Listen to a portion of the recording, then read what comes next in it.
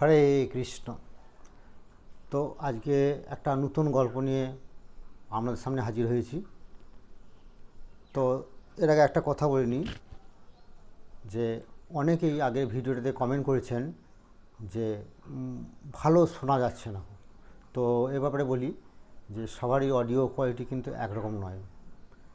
তো সবারই ফোনের অডিও কোয়ালিটি আলাদা, কারোর ফোনে শোনা ভালো যায় আর কারোর ফোনে একটু কম শোনা যায়। তো আমি সবাইকে রিকোয়েস্ট করব যে যাদের যাদের ফোনের সাউন্ড প্রবলেম আছে তারা দয়া করে হেডফোন ইউজ করবেন, তাহলে অবশ্যই ভালো শুনতে পাবেন। তো যাই হোক, মূল গল্পটাতে ফিরে যাই। তো গল্পটা হলো এরকম যে একটা চোর, সে চুরি করে বেড়াতো। তার কাজ ছিল চুরি করা, এটাই তার জীবিকা নির্বাহের তার পন্থা।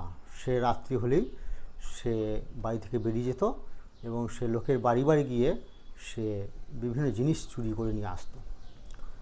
তো একবার সেই চোরটার ইচ্ছা হলো যে সে একবার তীর্থভ্রমণে যাবে।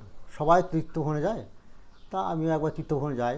আমি যা পাপ করছি সেই পাপগুলো যদি খণ্ডন হয়, তো সেই জন্য একবার সে চিন্তা করলো যে আমি তীর্থভ্রমণে যাব।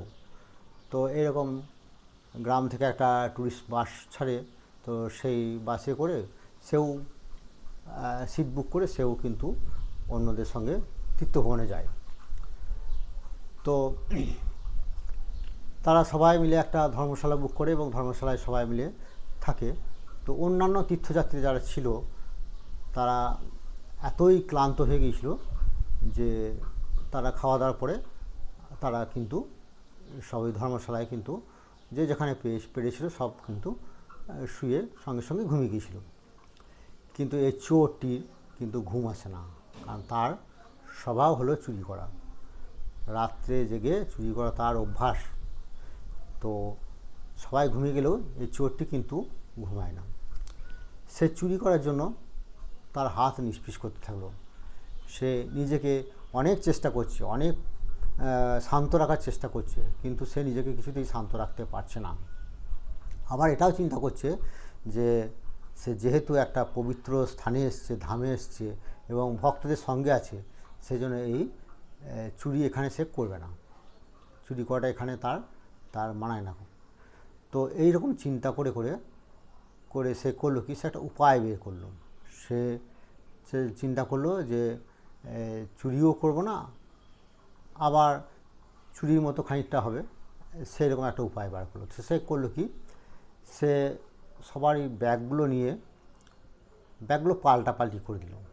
এর ব্যাগ তার কাছে, তার ব্যাগ এর কাছে, এইভাবে সে ব্যাগগুলো সবারই ব্যাগগুলো উল্টো পাল্টা করে রেখে দিল। তো তারপর সে শুয়ে পড়ল। তো সকালে উঠে সবাই এবারে নিজের নিজের ব্যাগ আর কেউ খুঁজে পাচ্ছে না। সবাই কেউ স্নান করতে যাবে, কেউ বাথরুম যাবে, সবারই দরকার ব্যাগগুলো। তো কেউ নিজের জায়গায় ব্যাগ আর খুঁজে পাচ্ছে না। সবাই নিজের ব্যাগ খোঁজার জন্য গোটা ধর্মশালা তারা হুলুস্থুলুস কাণ্ড বাঁধিয়ে দিল। কেউ কারো ব্যাগ খুঁজে পাচ্ছে না, এবং কে এটা করলো তারা ধরারও চেষ্টা করতে লাগলো যে কে এটা করতে পারে বা এরকম কেন করলো যে ব্যাগ উল্টোপাল্টা করে দিয়েছে, কারোর ব্যাগ কেউ খুঁজে পাচ্ছে না। সবাই তো তটস্থ হয়ে গেল যে কি হবে, এখনই সব কেউ বাথরুম যাবে বা কেউ কিছু করবে, তো খুব অসুবিধায় পড়ে গেল সবাই।